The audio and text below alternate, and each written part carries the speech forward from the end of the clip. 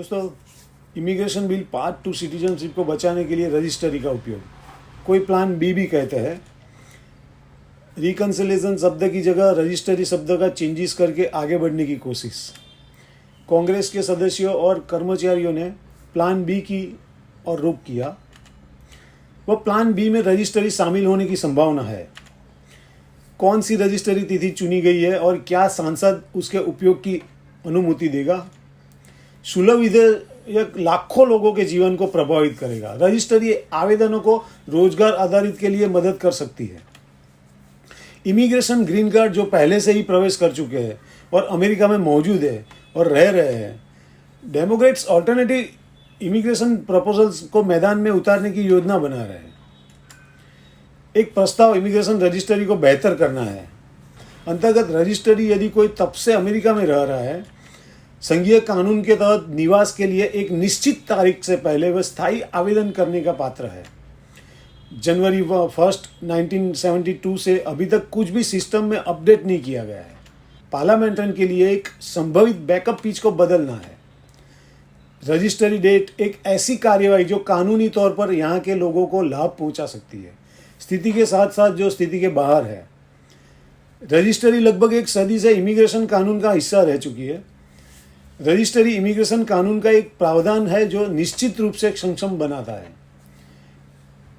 Congressional research service बताती है United states America में निवासी की स्थिति अधिकृत एलियंस वैध स्थायी प्राप्त करते हैं।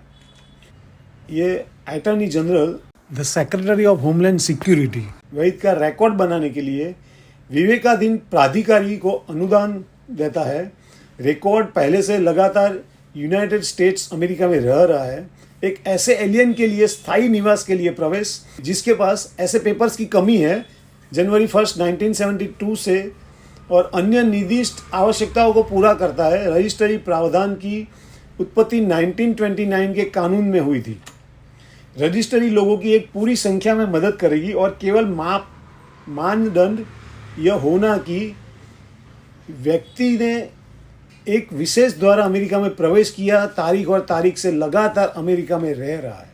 इमिग्रेशन अटॉर्नी साइरस मेहता ने एक साक्षात्कार में कहा, स्थिति के समायोजन के लिए वे आवेदन करने में सक्षम है, सरकार कर सकती है।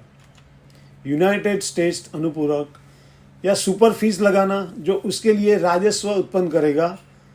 व्यक्ति को अच्छी नैतिकता का भी प्रदर्शन करना चाहिए। चरित्र और कुछ आपराधिक तस्करी, नशीले पदार्थों, रजिस्ट्री के कानून का उल्लंघन और अयोग्यता के कुछ अन्य आधार लागू होते हैं। इन आधारों के लिए INA immigration and nationality act के तहत समायोजन आवेदन के लिए भी अस्वीकारता लागू होगी। पूर्व इमिग्रेशन प्रधानों के विपरीत जिन्हें अस्वीकार कर दिया गया था। सांसद महोदय, यह स्थापित करने की कोई आवश्यकता नहीं है कि आप इसमें आए हैं। I-130 और I-140 पिटीशन एक योग्य आवेदक को यह दिखाने की आवश्यकता नहीं है कि वह या उसे कट ऑफ डेट से पहले अमेरिका में प्रवेश किया, जो कि जनवरी 1, 1972 है। वर्तमान कानून INA सेक्शन 249 को तहत और लगातार इस तारीख से निवास किया है। एक रिपोर्ट का अनुमान है कि रजिस्ट्री की तारीख को जनवरी 1, 2011 तक ले जाना लगभग 6.7 मिलियन लोगों को इससे स्थायी निवास के लिए पात्र होने की अनुमति देगा। यदि डेमोक्रेट्स माफी के आरोपों को दूर करने जा रहे हैं, रजिस्ट्री की तारीख जनवरी 1, 2021 तक ले जाने पर एक तर्क हो सकता है। लोगों की मदद करने के लिए तारीख को वर्तमान के बहुत करीब ले जाने के लिए बनाया गया है। कानूनी इमिग्रेशन बैकलॉग में प्रतीक्षारत में पूरी तरह से सहमत हूँ कि तारीख जनवरी 1, 2020 तक बढ़नी चाहिए ताकि नया प्रावधान ज़्यादा से ज़्यादा लोगों की मदद कर सके जो अपनी स्थिति को नियमित करने का ग्रीन कार्ड पाने के लिए प्रतीक्षा कर रहे हैं। साइरस मेहता ने कहा, वह शुल्क जो प्रत्येक समायोजन के लिए एकत्र किया जा सकता है, सेक्शन 249 के तहत आवेदन करने से बिलियंस डॉलर्स का उत्पादन होगा। एक साधारण प्रावधान सिर्फ रजिस्ट्री की तारीख बदल रहा है और एक बड़ा जोड़ रहा है। एक टैक्स पेनल्टी के रूप में शुल्क को सांसद द्वारा नहीं लगाया जा सकता है। लियोन फेस्को का तर्क है, जिन्होंने पूर्व में सेनेट में एक कर्मचारी के रूप में काम किया था, इमिग्रेशन पर सेनेट जुडिशरी सब कमेटी के निर्देश और सैन चक सुमर के प्रमुख सलाहकार वह प्रावधान यदि शुल्क काफ़ी बड़ा है, वास्तव में सबसे अधिक घाटे को कम करने का काम करने वाला है। पिछले 2 दशकों में उपाय अन्य उतने निश्चित नहीं है। सांसद एक में रजिस्ट्री की तारीख बदलने की मंजूरी देंगे। रिकंसिलिएशन बिल यह कहना मुश्किल है कि सांसद इस बार वैकल्पिक प्रस्ताव को स्वीकार करेंगे। साइरस मेहता ने कहा उसे चाहिए इस बार, क्योंकि इमिग्रेशन और नेशनलिटी एक्ट नहीं हो रहा है, मौलिक रूप से बदल दिया गया है और कोई नई श्रेणी नहीं बनाई जा रही है।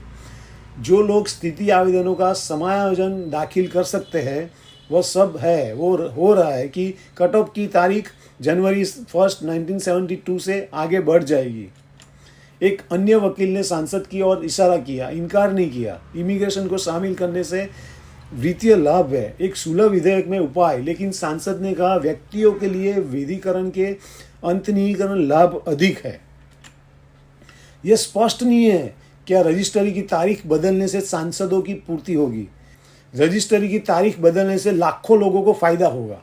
अगर चुनी गई तारीख जनवरी 1, 2021 के करीब होती तो इसमें लोग शामिल होते जो अपने परिवार और रोजगार आधारित ग्रीन कार्ड्स का इंतजार कर रहे हैं। यूनाइटेड स्टेट्स अमेरिका के अंदर अभी यह देखा जाना बाकी है कि क्या उपाय इस साल कानून में शामिल किया जाएगा, क्या इस प्रावधान को अंदर एंटर करके उसको अप्रूवल दिया जाएगा। देखते हैं दोस्तों आगे। फिर मिलेंगे और एक वीडियो के साथ, और मेरे वीडियो को ज़रूर लाइक करना और सब्सक्राइब करके बेल बटन दबाना मत भूलना।